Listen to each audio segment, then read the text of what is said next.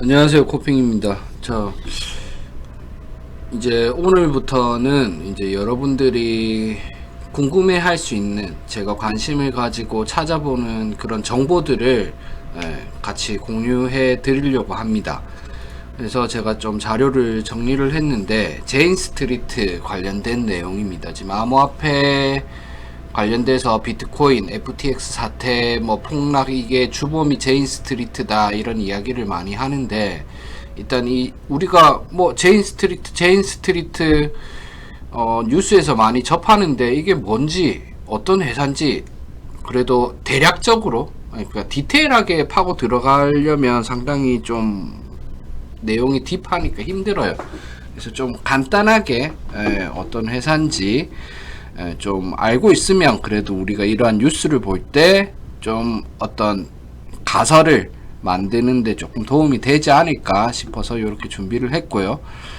일단 뭐 투자 회사예요. 월가에서 유명한 가장 독특한 회사라고도 합니다. 그래서 투자 회사고, 퀀트 트레이딩이라고 해서 이 시세 차익의 수익을 얻는 걸 알고리즘으로 만들어서 프로그램으로 매도하는 거를 이제 퀀트 트레이딩, 쉽게 말하면 그렇게 퀀트 트레이닝으로 돈을 많이 번 회사고, 2010년인가 그때 인도 도이치 그런 이슈처럼 시세 차익이라고 해야 되나, 그걸로 이제 한 6조 정도를 해먹었던 인도 주식시장에서 그런 회사기도 합니다. 자, 그래서 일단 간단하게 보면 1999년도에 이제 설립을 했습니다. 뭐 그러면 한 27년 정도 됐죠. 직원은 24년 기준 2,700명. 그 다음에 추정 연간 수익이 10 빌리언, 100억 달러거든요. 그래서 100억 달러가 어느 정도냐 보면 14조, 15조 가까이 되겠죠, 지금 환율로 치면. 그래서 이 투자 수익으로 15조 이상 최소 벌어들이는 회사라고 보시면 될 것 같아요. 그 다음에 글로벌 ETF 시장 조성, 요것 때문에 이제 비트코인이 지금 말이 많습니다. 조금 더 뒤에 가서 봐야 되겠지만. 그래서 연간 수십 억 달러 규모의 뭐 상장, 비상장, 뭐 상장 이런 것도 관련하고 있고, 그 다음에 주식, ETF, 채권, 암호화폐까지 포함되어 있습니다. 그래서 뭐 비트코인 폭락의 주범이다, 이런 이야기도 나오고 있습니다. 그래서 가장 큰 거는 이제 ETF 시장의 최대 시장 조성자 중에 하나죠. 빅3라고 보시면 될 것 같아요. 얘네들 비즈니스 모델이 시장 조성, 이거는 이제 뭐 쉽게 말해서 자동 거래하는 회사예요. 매수매도 스프레드라는 거는 이제 미국에서 이제 잼 이런 거 이야기할 때도 스프레드 이야기 쌓아간다라고 보시면 될 것 같아요. 그래서 얘네들로 인해서 유동성이 생겼다, 얘네들이 거래를 안 하면 유동성이 없다라고 할 정도로 거래량이 매우 큽니다. 그 다음에 통계적 차익 거래라고 해서, 이 회사가 재밌는 게 수학자들의 회사예요. 그래서 뭐 올림피아드, 뭐 MIT 이런 사람들을, 수학을 잘하는 사람들을 직원으로 채용을 많이 하거든요. 그래서 이게 확률적으로 접근을 해가지고 이 알고리즘을 만들어가지고 자동 매매를 합니다. 프로그램을 만들어서. 요런 내용도 있죠. ETF 구성 종목 간의 가격 차이를 실시간 포착을 해가지고 매매를 하는 거예요. 프로그램을 즉시 만들어가지고.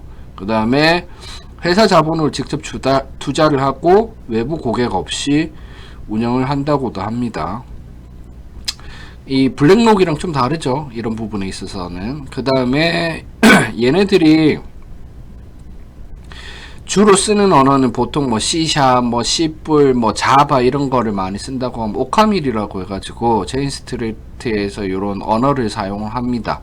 그래서 요게 트레이딩 어떤 할 수 있는 프로그램을 개발하는 데 있어 가지고는 가장 최적화되어 있는 언어라고 해요. 그래서 요거는 이야기하자면 좀 복잡하고 저도 잘 몰라요. 그래서 그냥 이렇구나 하고 넘어가면 될 것 같습니다. 좀 이제 특이한 거는 채용 문화가 좀 상당히 특이해요. 그래서 아까 이제 제가 수학자의 회사다라고 이야기한 게 지원자 대부분이 MIT, 스탠퍼드, 옥스퍼드 뭐 이런 수학, 물리학 전공자들이 대부분입니다. 예, 그래서 온라인 테스트에 수학 논리, 코딩이 꼭 들어갑니다. 코딩 문제를 해야 되고 그 다음에 기초 퀀트, 그 다음에 확률 문제. 확률이 제일 중요하겠죠, 얘네들이. 확률이 올라갈 확률이 뭐 몇이고, 내려갈 확률이 뭐 몇이고, 이런 걸 계산해가지고 알고리즘을 만들어서 프로그램을 짜니까. 그 다음에 심화수학, 시장 토론, 그 다음에 연봉하고 보너스가 엄청나다고 해요. 그래서 이게 뭐 뒤에 나오겠지만, 개발자는 매매를 하고, 그 다음에 여기 또 그 일반 트레이더들은 또 개발을 하고 서로 이제 크로스오버로 업무를 병행하는 그런 문화도 있다고 합니다. 네. 그래서 미국 ETF 일평균 거래 점유량이 최대 한 20%까지도 된다고 해요. 그러니까 만약에 오늘 비트코인이 100조 거래됐다고 하면 비트코인으로 예를 들자면 20조의 유동성을 만드는 게 제인 스트리트라고 보시면 될 것 같아요. 근데 이게 미국 ETF 전체 대상이거든요. 예. 그리고 1일 거래 규모가 100 빌리언이거든요. 그러니까 이게 얼마겠어요? 이게 15조였죠. 근데 150조 되겠죠. 공 하나 더 붙이면. 예. 1000억 달러거든요. 예. 그러니까 거래 규모가 매일매일 데일리 트레이딩 거래 규모가 엄청난 겁니다. 그래서 미국만 하는 거 아니고 전 세계 자산시장에 다 뛰어들어 가지고 매매를 합니다. 그래서 여기 보시면 ETF가 갑자기 거래 중단되면 제인 스트리트가 원인일 수 있다는 말이 있을 정도의 시장의 영향력이 큽니다. 지금 비트코인 폭락이나 비트코인 시세 하락에 대해서 이 원인이 이제 제인 스트리트라는 이야기가 나오는 근거 중에 하나예요. 그래서 뭐 코로나 폭락 때도 시장 유동성 공급의 핵심 역할을 했었고, 그 다음에 FTX 사건부터 주목을 받기 시작을 합니다. 그래서 아마 비트코인에도 이 제인 스트리트가 들어와서 많이 유동성을 만들고 있을 겁니다. 얼마씩 벌어가는지는 모르겠어요. 암호화폐 쪽에서는. 왜냐면 얘네들 대외비라고 해야 되나? 이 보안을 철저히 합니다. 자, 일단 모든 차트나 이런 거를 단순하게 볼린저다 뭐 예를 들어서 RSI다 이런 걸로 보는 게 아니고 숫자로 봅니다. 숫자. 네. 그래서 수학 통계 CS 모든 분야의 최고 인재들을 한 곳에 모아놨다. 네. 그래서 제가 아까 말한 부분입니다. 트레이더가 코딩을 합니다. 그리고 개발자가 트레이딩 전략을 이해하기 위해 매매를 합니다. 네. 그러니까 서로 수학 잘한다고 되는 게 아니고 수학을 잘하면 매매 경험도 있어야 되고 내가 수학을 잘해서 알고리즘을 짜고 뭐 프로그램을 짠다 해서 끝나는 게 아니고 또 매매의 원리를 이해를 해야 또 프로그램 최적화를 할 수 있기 때문에 서로 크로스오버 돼가지고 그 일을 합니다. 예. 그리고 이 대외비 비상장 기업 전략 공개 최소화 아는 것보다 모르는 것이 훨씬 많은 회사입니다. 그러니까 이제 카더라가 난무하는 거예요. 뭐 ETF 이야기 한 것처럼 시장 내 인프라의 중추적인 역할을 하는 회사기도 하죠. 그래서 그냥 제인 스트리트 왜 나오냐? 진짜 트레이딩 규모 이 제인 스트리트에서 만들어내는 유동성 규모가 시장의 한 20%를 차지하고 있기 때문에 충분히 이야기 나올 수 있는 부분이다 라고 이해를 하면 되겠죠. 제인 스트리트 뭔가 카더라로 이야기가 나오면. 그래서 그렇게 간단하게 좀 이해를 하시면 되고, 요거는 이제 제인 스트리트에서 좀 재밌는 그냥 사례 같은 건데, 특정 거래 상태 발생 시 뭐 요런 효과음, 스타크래프트 부금이나 슈퍼마리오 그 보너스 먹는 부금이나 이런 거 나오도록 코딩을 해서 트레이딩을 했다라는 일화도 있고요. 그 다음에 인터넷에도 베팅은 직업적 의무라고 해가지고 요거를 마주치면 식사 자리에서 전임 직원하고 막 이렇게 내기를 걸어옵니다. 신입 직원한테. 그래서 요거를 무조건 해야 되는, 인생이 투자고 인생이 도박인 회사기도 해요. 거절하면 저 안 할 건데요 이러면 무조건 베팅해야 되는데 구박 받는다고 해요. 그래서 뭐 이런 내기를 엄청 많이 해요. 50번 자유투에 수만 달러를 걸어 나간 인턴도 있을 만큼, 뭐 자유투 50만원, 그 자유투를 50번 던지는데 뭐 예를 들어서 뭐 어떻게 될 확률이 몇 프로고 이런 걸로 해가지고 베팅을 하라고 한다고 해요. 그래서 내기죠. 우리로 치면 내기인데 얘네들은 이거를 확률론이나 수학적으로 접근을 해가지고 답을 도출해서 해야 된다고 합니다. 그래서 미친 회사예요. 그냥 내기에 미친 회사입니다. 내기에 미친 회사.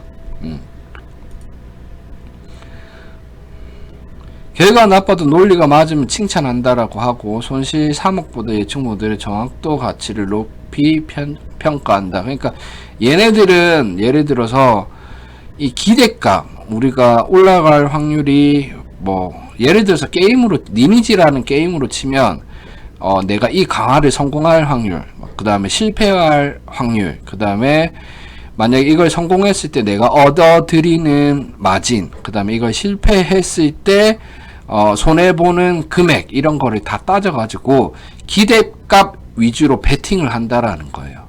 그러면 이제 우리가 비트코인으로 치면 단순하게 지금 차트가 여기에 있어요. 여기. 그러면 여기에 기대값을 봅니다. 올라갈 기대값이 뭐 10%, 만약에 내려갈 기대값이 60%. 그럼 이 단순 수치로만 보고 기대값 베팅을 하는 겁니다. 이래도 괜찮다라는 거예요. 이 예측 모델이 정확한 게 더 중요하지. 무슨 말인지 이해되시죠? 그리고 이제 면접에서 포커칩 100개를 준다고 합니다. 그래서 이제 또 내기를 시키는 거예요. 뭐 말도 안 되는 내기를 합니다. 여기 보면, 근데 이걸 무조건 도박처럼 하라는 게 아니고 이 베팅에 논리가 있어야 돼요. 여기 보면 논리. 그래서 뭐 요런 걸로 테스트하기도 하고, 질문으로 또 논리 구조가 어떻게, 생각을 어떻게 하는지도 테스트한다고 합니다. 그래서 제 친척 중 프로야구 선수가 있을 확률이 얼마나 될까요? 라고 이제 면접관이 질문을 해요. 그래서 대부분의 지원자는 전 세계 야구 선수 평균 친척수를 나눠서 단순 계산을 합니다. 근데 제인 스트리트가 원하는 사고는 왜 이 질문을 했지라는 거예요. 왜 이 질문을 했는지에 대해서 논리적으로 접근하라는 거예요. 단순하게 이제 숫자적 접근이죠. 요거는 확률론적 접근이죠. 근데 제인 스트리트는 한 번 더 꼬아서 이 질문을 왜 했지? 라는 거 사고에 도달해서 이 수학적 확률론적 접근이랑 합쳐가지고 이제 답변을 내길 원한다고 합니다. 그래서 이제 정답보다 사고방식을 평가하는 면접 철학이 있다고 해요. 정답이 없는 문제도 내고 더 나은 사고방식이 있다 해서 요게 이제 제인 스트리트 면접 철학인데, 일단 얘네들은 일단 내기와 투자에 미친 회사입니다. 365일 양의 베팅이라는 이런 것도 하고, 양의 기대값. 그러니까 그러다 보니까 이제 모든 직원들의 생활이랑 일상에 다 이런 것들이 들어가 있다 보니까 직원들이 우수한 건지 어쨌든, 그래서 이런 프로그램을 만들어서 시장 내 유동성을 공급하고, 자본력이 엄청 큰 회사이기 때문에 제인 스트리트가 매수 매도하는 종목들은 ETF 대부분 종목 다 하긴 하지만 제인 스트리트의 방향성에 따라 수익이 나거나 안 나거나 할 수도 있는 막대한 영향력을 주는 미친 수학자들이 그득그득한 회사라고 이해를 하시면 될 것 같습니다. 감사합니다.